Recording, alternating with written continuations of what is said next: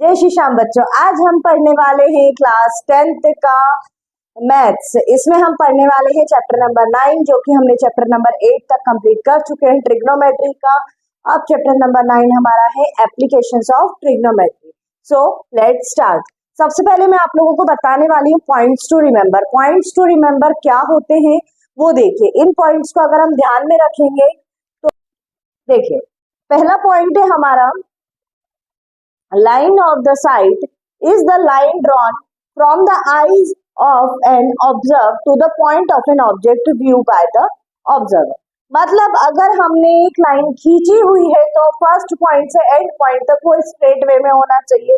ठीक है, कोई भी एंगल बन रहा है तो हमको दिखना चाहिए वो बेस से परपेंडिकुलर या हाइपोटेनियस के फॉर्म में है।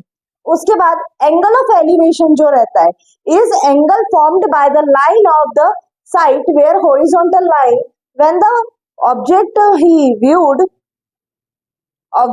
be viewed is above the horizontal level। देखिए, इसमें आपको क्या पढ़ना है, इसमें पढ़ना है हमको सबसे जो मेन बात होती है वो एंगल ऑफ एलिवेशन, और इसमें पढ़ना है एंगल ऑफ डेप्रिसिएशन। अब यहाँ पे मैं एक छोटा सा डायग्राम बना रही हूँ, ये आपको बताती हूँ एंगल ऑफ एलिवेशन क्या होता है, डेप्रिसिएशन क्या होता है। ए बी सी, नीचे से सपोज ये टॉवर है और यहाँ पे एक मैन खड़ा हुआ है बी पॉइंट पे। ए पॉइंट पे टॉवर है, बी पे मैन खड़ा हुआ है। अगर मैन नीचे से ऊपर की तरफ देखता है तो एंगल ऑफ एलिवेशन बनता है। समझ में आया आपको? नीचे से ऊपर की तरफ देखने से मतलब है एंगल बनने से। अगर एंगल बन रहा है नीचे से ऊपर की ओर तो एंगल ऑफ एलिवेशन होगा। और अगर ऐसे के ऐसे ही यहाँ पे एक नाइट लैंप जल रहा है और उसका लाइट आ रहा है, यहाँ पे पर्सन खड़ा है बी पॉइंट पे। ठीक है, ए पॉइंट पे लाइट लैंप है और बी पॉइंट पे पर्सन खड़ा है, तो लाइट लैंप डाउनवर्ड डायरेक्शन में आ रही है, मतलब यहाँ पे क्या हो रहा है, डेप्रिसिएशन हो रहा है। इसको हम बोलते हैं एंगल ऑफ डेप्रिसिएशन। इस पूरे चैप्टर में हमको सिर्फ दो चीजें अच्छे से पढ़नी है, इसी पे सारे क्वेश्चन बेस्ड है। जो स्टोरी सम्स है आपके उसमें यही पूछा गया है कि इसका एंगल ऑफ एलिवेशन निकालिए, इसका एंगल ऑफ डेप्रिसिएशन निकालिए, और कुछ भी नहीं है बेटा इस चैप्टर में। तो हम अब स्टार्ट करते हैं एक्सरसाइज 9.1। हम 9.1 स्टार्ट करने वाले हैं, जिसका फर्स्ट क्वेश्चन मैं बुक में से रीड कर रही हूँ। देखिए, a circus artist is climbing a 20-meter long rope which is tightly stretched and tied from the top of the vertical pole to the ground। ठीक है, एक सर्कस आर्टिस्ट है जिसने एक रोप को 20 मीटर लॉन्ग बांधा हुआ है जमीन से एक पॉइंट पे। ठीक है, find the height of the pole if angle made by the rope with the ground level is 30 degree. ठीक है, सबसे पहले हमने क्या करना है इसमें, देखिए सबसे पहले हमने इसमें एक डायग्राम ड्रॉ किया है ए बी सी। क्या बोला है, एक सर्कस आर्टिस्ट ने एक रोप बनाकर रखी है। ठीक है, हमने ए पॉइंट पे एक रोप को, यहाँ से सर्कस आर्टिस्ट ने सी पॉइंट से लेकर यहाँ तक एक एंगल बनाया हुआ है। 20 मीटर यहाँ की लेंथ है और 30 डिग्री का यहाँ पे एंगल बन रहा है। तो हमको यहाँ पे रोप कितनी लंबी है वो फाइंड करना पड़ेगी। वो तो बोला 20 मीटर है, बट ओरिजिनल लेंथ क्या है, वो हमको हाइट क्या है पोल की वो फाइंड करनी है कि हाइट ऑफ द पोल क्या है। सो सबसे पहले जो गिवन है वही लिखते हैं हम। क्या गिवन है बेटा हम लोगों को, AC 20 मीटर दिया हुआ है, देख लीजिए आप, AC 20 मीटर। फिर और क्या गिवन है हमको, इसमें क्या क्या चीजें हमारे पास में है, साइन थीटा लग सकता है इसमें। देखिए आप, सबसे पहले बच्चों को दिक्कत यही मेजर करने होती है कि यहाँ पे साइन थीटा लगेगा, कॉस थीटा लगेगा, टेन थीटा लगेगा, क्योंकि ये तीन ही मोस्टली लगते हैं। तो कैसे मेजर करेगी, यहाँ पे साइन का ही यूज होगा, यहाँ पे हम टेन कॉस भी ले सकते हैं। तो ऐसे होगा कि यहाँ पे हाइपोटेनियस इन्होंने हमको दिया है, ठीक है, और परपेंडिकुलर हमारे पास में है नहीं, जो कि हमको फाइंड करना है। ठीक है, अगर हाइपोटेनियस दिया है मतलब साइन थीटा ही लगना है, इसके सामने वाला एंगल फाइंड करना इजी रहता है, इसलिए हम यहाँ पे साइन का यूज करेंगे। साइन और थीटा की जगह हम कितनी डिग्री लेंगे, 30 डिग्री। क्यों लेंगे, क्योंकि उन्होंने क्वेश्चन में गिवन दिया हुआ है। तो ए बी अपॉन में 20, पी अपॉन एच की जगह हमने पुट करा तो क्या आ गया, 1/2। 1/2 कैसे आया अब आप बताइए।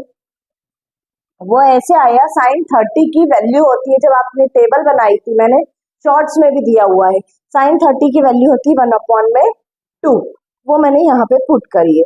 ए B is equal to 1/2 into 20, इसको मैं कट कर दूंगी, 2 1 जा 2, 2 10 जा 20, तो 10 मीटर हमारा क्या आ जाएगा, ए बी क्या है हमारी हाइट ऑफ द पोल, ये हमारा आ जाएगा 10 मीटर। देखिए हम करने वाले हैं क्वेश्चन नंबर 2 जो मैं आपको रीड कर रही हूँ। A tree breaks due to the storm and broken part bends so that the top of the tree touches the ground, marking of an angle 30 degree with it. The distance between the foot of the tree to the point where the top touches the ground 8 meter. Find the height of the tree. मतलब कि क्या बोला गया है इस question में हमको उन लोगों ने कि ट्री को ब्रेक कर रहे हैं और जो हाइट होती है वो हमको फाइंड करनी है, ठीक है। तो सबसे पहले जो हमको क्वेश्चन में दिया गया है उसके अकॉर्डिंग हम डायग्राम बना लेते हैं। इसमें हमको बेस दिया गया है BC जो है 8 मीटर, एंगल दिया है 30 डिग्री और AC दिया हुआ है 20 मीटर। तो जिसमें अगर बेस दिया हुआ होता है तो उसमें कौन सा हमको थीटा लगाना है, कौन सा एंगल लगाना है हमको, कौन सा साइन कॉस या टेन, इसमें लगेगा 10 क्योंकि P/B यानी कि बेस होता है और बेस हमारे पास है, इसलिए हमने यहाँ पे tan 30 का फॉर्मूला लगाया, P/B वैल्यू पुट की है यहाँ पे, AB/8 इज इक्वल टू 1/√3, इसका क्रॉस मल्टीप्लीकेशन करेंगे तो AB इज इक्वल टू 8 1 जा 8/√3, इसको इक्वेशन नंबर 1 नाम देंगे हम। उसके बाद हमको क्या करना है, AC/BC is equal to H/P, ये क्या होता है, sec थीटा होता है, sec 30 की वैल्यू हमने यहाँ पे लगाई है। अब उसके बाद में AC इज इक्वल टू 2/√3, ये कहाँ से लेकर आए, ये हम वैल्यू से लेकर आए, ठीक है। सिर्फ हमको यहाँ पे टेबल याद रखना बहुत जरूरी है।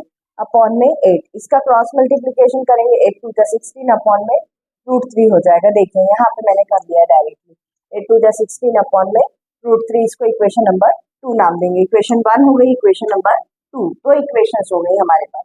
उसके बाद में हाइट ऑफ द ट्री, जब हम दोनों चीजों को जोड़ेंगे तभी तो हमको हाइट पता पड़ेगी कि यहाँ से यहाँ तक कितना, यहाँ से यहाँ तक कितना है, ठीक है।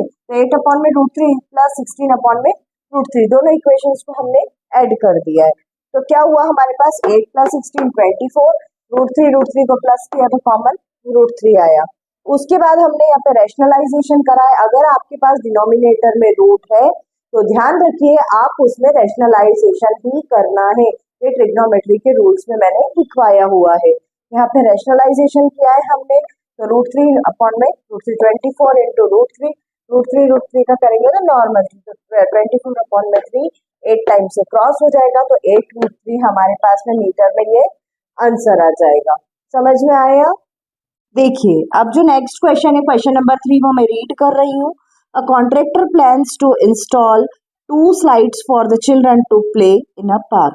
मतलब कॉन्ट्रैक्टर ने प्लान किया है 2 फिसल पट्टी जो स्लाइड्स रहती है वो बनाई है एक पार्क में।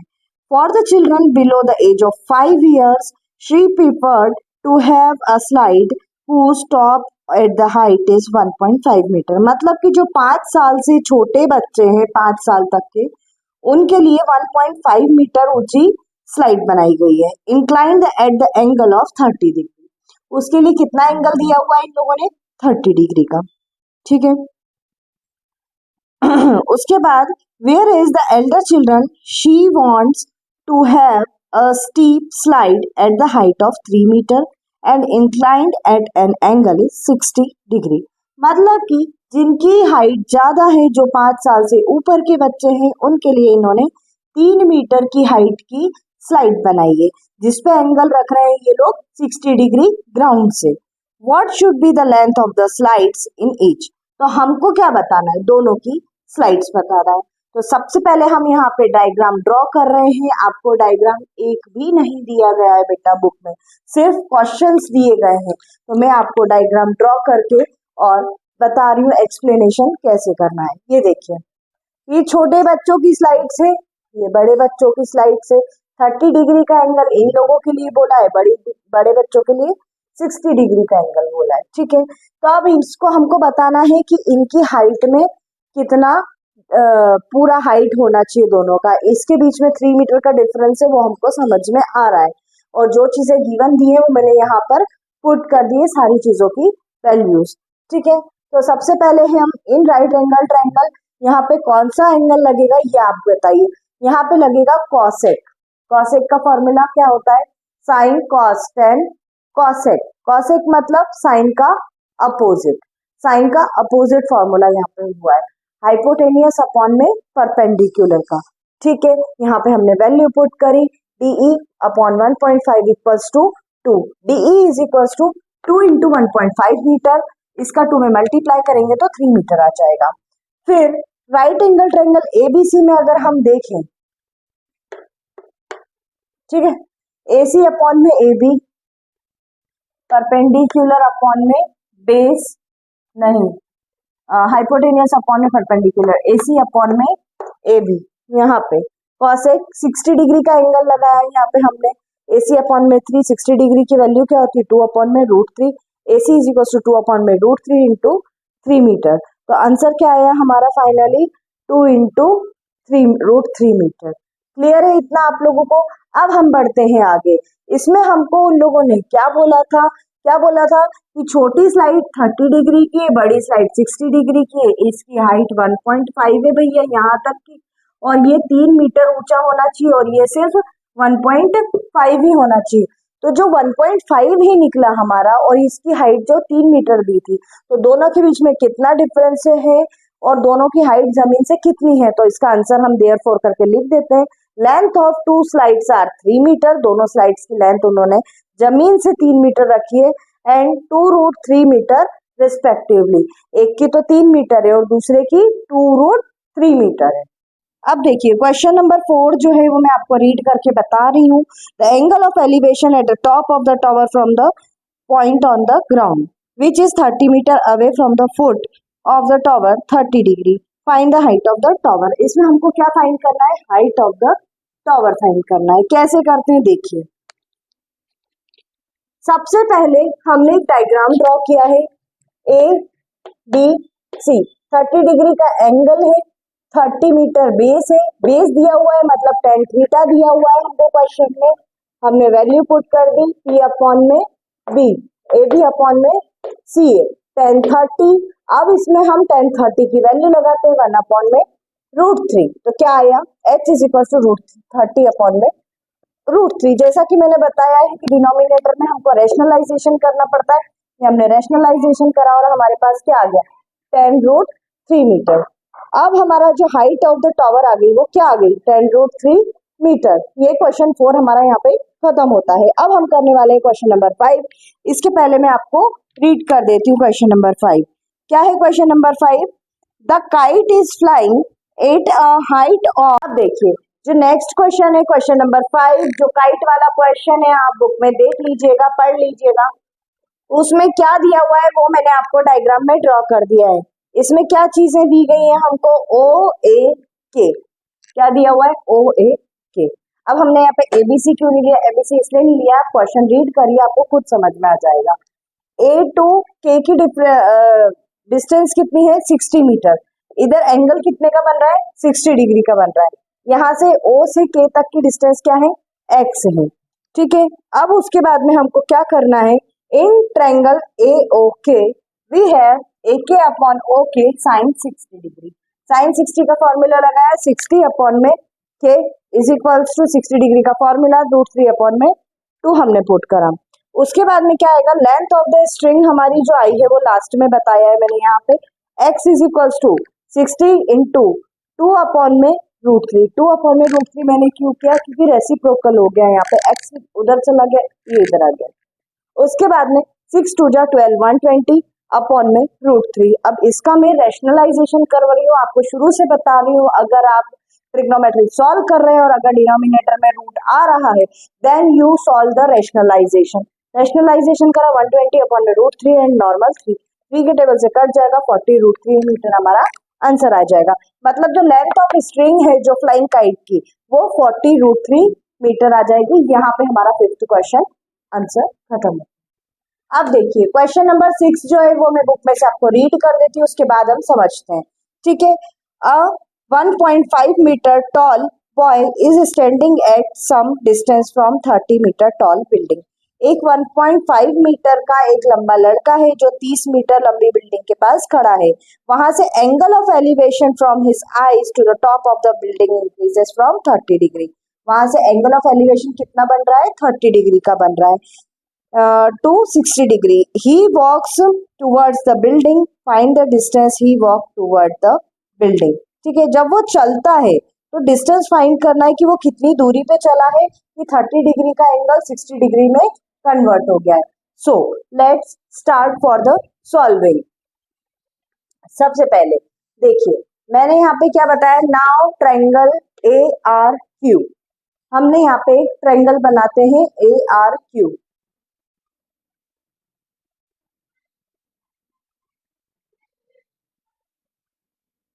इसके बाद नीचे से थोड़ा सा और इसको बढ़ाएंगे। यहाँ से एक एंगल ऐसा आ रहा है और यहाँ पे डिस्टेंस कवर हो रही है उसकी।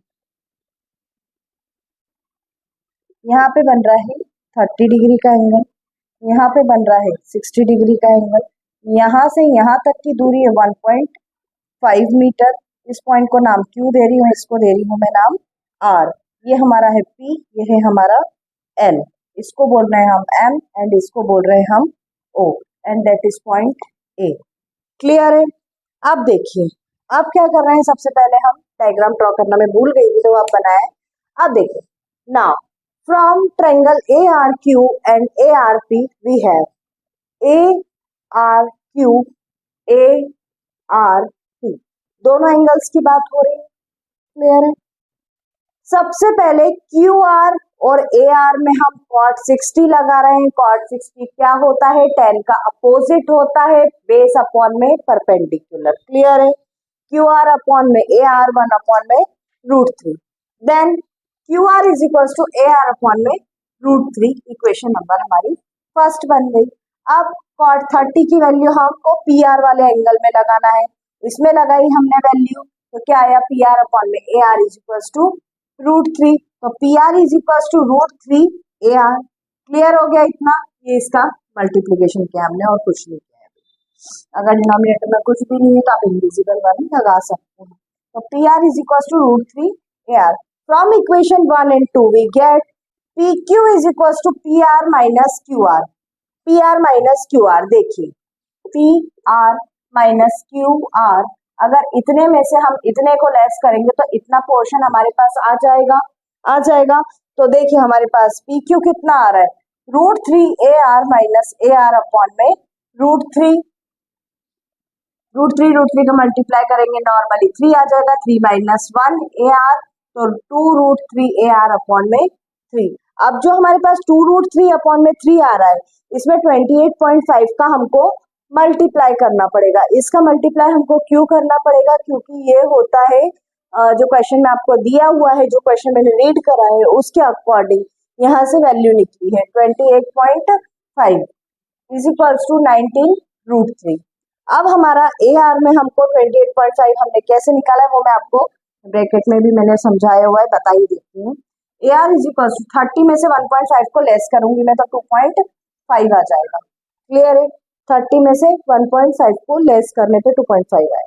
Has the distance walked by the boy, boy ने डिस्टेंस कितनी ट्रेवल किए? तो 19√3 उसने मीटर बिल्डिंग की डिस्टेंस ट्रेवल की। हम question number 7। From a point on the ground, the angle of elevation of the bottom top of the transmission tower fixed at the top of the 20-meter high building 45 degree and 60 degree respectively. Find the height of the tower. देखिए, इसमें दो angle दिए 45 degree और 60 degree का, और क्या पूछा है हमसे? हाइट पूछी है एक टावर की, और ग्राउंड पे एक एंगल ऑफ एलिवेशन बन रहा है, एंगल ऑफ एलिवेशन बन रहा है, डेप्रिसिएशन नहीं बन रहा है यहाँ पे। Bottom and top of the transmission tower. ठीक है, निकालते हैं, सारी चीजें गिवन है हमको, डायग्राम बना लिया है हमने सबसे पहले, उसके बाद में हमको जो गिवन है वो बताते हैं। ट्रायंगल ABC, डी नहीं सी, ABC, BC अपॉन में AB 1045 डिग्री की वैल्यू क्या होती है वो हमको यहाँ पे लिखनी है। y दिया हुआ है हमको 20, AB दिया है हमको 20 मीटर। ठीक है, in triangle ABD BD upon में AB 20 प्लस x एक्स क्यों, क्योंकि यहाँ तक की दूरी सिर्फ 20 है और यहाँ की दूरी हमको नहीं पता है, इसलिए हम यहाँ पे एक्स अज्यूम कर रहे हैं। तो 20 प्लस एक्स अपॉन में 20 is equal to root three, 20 plus X is equal to 20 root three, X is equal to 20 root three minus one. Minus one हमने क्यों लिया है, क्योंकि ये 20 उधर जाएगा तो माइनस वन कहला जाएगा। 20 रूट थ्री की वैल्यू पुट करिए मैंने 1.732 minus one. Root three root two की वैल्यूज हमेशा आपको कांस्टेंट रहती हैं, याद रहना चाहिए। रूट टू की होती है 1.414, रूट थ्री की होती है 1.732। इसमें से मैंने इसको लेस किया तो 20 इंटू 0.732 का मल्टीप्लाई करा तो 14.64 हाइट ऑफ द टॉवर हमारी निकल जाएगी। अब देखिए क्वेश्चन नंबर 8 जो है मैं वो आपको रीड करके बता रही हूँ। Statue is 1.6 meter tall, stand on the top of the pedestal. ठीक है, एक स्टेचू बना हुआ है 1.6 मीटर टॉल पेडिस्टल पे। From the point of the ground the angle of elevation the top of the statue 60 degree, from the same point of the angle of elevation top of the pedestal is 45 degree. Pedestal से दो angles बन रहे हैं 60 degree के और 45 degree के। Find करना है हमको हाइट कितनी है पेडिस्टल की। ठीक है, तो फाइंड करते हैं। सबसे पहले हम डायग्राम बना लेते हैं ए बी सी डी। ठीक है, एक से 45 का एंगल बना रहे हैं, एक से 60 का एंगल बना रहे हैं। यहाँ से बाहर वाले से बन रहा है बेटा 60 का एंगल, मैंने यहाँ पे लिखा है क्योंकि जगह नहीं थी, आपको बता देती हूँ मैं। यहाँ पे 60 डिग्री का बन रहा है और यहाँ पे 45 का बन रहा है। यहाँ से यहाँ तक की डिस्टेंस हमको पता है 1.6 मीटर है, यहाँ से यहाँ तक की नहीं पता है, इसको हमने x माना हुआ है। नाउ अब गिवन क्या है, A B statue 1.6 meter, find क्या करना है, बीसी की हाइट निकालना है हमको पेडिस्टल में। इन ट्रायंगल एबीसी में क्या होता है, tan थीटा लगाया, p अपॉन में b tan 45 degree, p upon में b tan 45 होता है 1, x अपॉन में b की वैल्यू हो गई हमारी x। क्लियर है, या फिर 1x।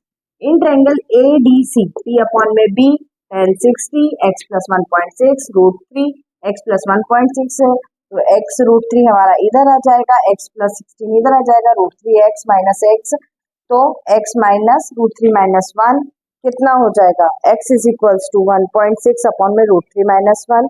इसका रेशनलाइजेशन करेंगे, अगर डिनोमिनेटर में रेशनलाइजेशन आता है तो हमको करना ही होता है। फिर रेशनलाइजेशन हमने किया तो हमारे पास क्या है 1.6 root three plus one, three minus one, 1.6 three कैसे आया, रूट थ्री का थ्री, वन वन जा one and minus plus minus. ठीक है, तीन में से एक गया तो दो बचेंगे। हाइट कितनी आ जाएगी हमारे पास में 0.8, इससे डिवाइड करेंगे, टू वन जा टू, नॉट डिवाइडेड का 0.28 जा 16, तो 0.8 रूट थ्री माइनस वन। यहाँ पे हमारा 8th क्वेश्चन खत्म होता है। बाकी जो एक दो क्वेश्चंस बच गए हैं वो आप खुद से करके देखिए। अगर कोई डाउट आता है तो मुझे कमेंट करिए कमेंट सेक्शन में, मैं आपके सारे डाउट्स क्लियर कर दूंगी, एक डाउट सेक्शन की वीडियो बना दूंगी। If you like my video subscribe my channel. Thank you.